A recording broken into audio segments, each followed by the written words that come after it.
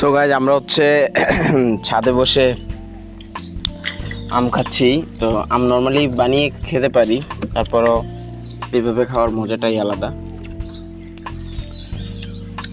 পাশেই হচ্ছে গাছ, চারদিকেই ছাদের চারদিকে হচ্ছে গাছ, ওখান থেকে পারলাম পেরে দেন খাচ্ছি। তো আমার ছেলে মেয়ে দুজনই বসে খাচ্ছে। ইতিয়া আব্বু, আমটা কেমন লাগতেছে তোমার কাছে? ভালো লাগতেছে? জানো তোমার কাছে কেমন লাগতেছে মা? তোমরা কি জাল খাও না? জাল খেতে পারো? জাল খেলে কি হয়? জাল হয়। ইতিয়া তুমি আর জাল খাবা? জাল খেলে কেমন লাগবে তোমার কাছে? হ্যাঁ ভালো লাগে, কিন্তু বেশি জাল খেতে হয় না, তাহলে পেট খারাপ হবে। ওকে, দর্শকদের বলো একটা লাইক কমেন্ট করে দিতে।